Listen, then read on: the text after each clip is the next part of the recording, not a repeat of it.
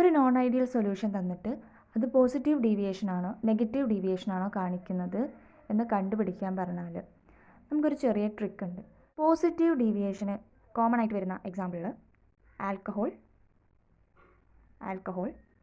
CCl4, CS2. ഇതിൽ ഏതെങ്കിലും നമ്മുടെ എക്സാമ്പിൾ ഉണ്ടെങ്കിൽ നമുക്ക് പറയാം അത് പോസിറ്റീവ് ഡീവിയേഷൻ കാണിക്കും. ഇനി നെഗറ്റീവ് ഡീവിയേഷന് എക്സാമ്പിളിൽ ആസിഡ് അനിലിൻ ഇതിലേതെങ്കിലും അതിലുണ്ടെങ്കിൽ നമുക്ക് പറയാം അത് നെഗറ്റീവ് ഡീവിയേഷൻ. പോസിറ്റീവ് ഡീവിയേഷനിൽ alcohol, CCl4, CS2.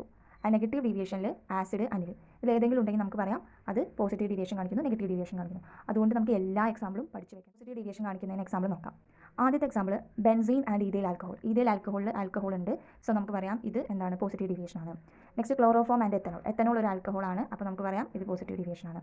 CCl4, CHCl3. അപ്പോൾ CCl4 ഉണ്ട്. അപ്പോൾ നമുക്ക് പറയാം ഇതൊരു പോസിറ്റീവ് ഡീവിയേഷൻ ആണ്. Next water and methanol. അപ്പോൾ മെത്തനോൾ എന്ന് പറയുന്നത് ആൽക്കഹോൾ ആണ്. അപ്പോൾ water and methanol is a positive deviation. പിന്നെ വാട്ടർ ആൻഡ് എത്തനോൾ ഒരു ആൽക്കഹോൾ ആണ്. അപ്പോൾ water and ethanol is example of positive deviation. Next carbon disulphide and acetone. അപ്പോൾ കാർബൺ ഡൈ സൾഫൈഡ് ഉണ്ട്, അതുകൊണ്ട് positive deviation. Hexane and ethanol ഒരു alcohol ആണ്. So positive deviation. CCl4 and benzene. CCl4 നമ്മൾ പറഞ്ഞ ട്രിക്കിലുണ്ട്. അപ്പോൾ CCl4 and benzene positive deviation. CCl4 and C6H5CH3 is example of positive deviation. ഇനി example showing negative deviation. Water and HCl എന്ന് പറയുന്നത് ഒരു acid ആണ്. So it is an example of negative deviation. Water and HNO3 എന്ന് പറയുന്നത് nitric acid ആണ്. അതൊരു example of negative deviation. പിന്നെ acetic acid and pyridine acid എന്ന് പറയുന്നത് ഒരു നെഗറ്റീവ് ഡീവിയേഷൻ എക്സാമ്പിൾ ആണ്. അസെറ്റോൺ ആൻഡ് അനിലിൻ നമ്മൾ പറഞ്ഞു നെഗറ്റീവ് ഡീവിയേഷനിൽ വരുന്നതാണ്. പിന്നെ ഞാൻ കൊടുത്തിരിക്കുന്നത് എക്സ്ട്രാ ആയിട്ട് 3 അത് പഠിച്ചിട്ട് പോകണം.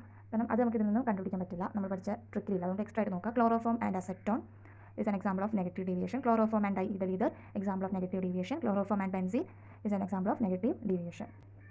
ഇത്രയുമാണ് നമുക്ക് പ്രധാനമായിട്ടും പഠിക്കേണ്ട എക്സാമ്പിൾ.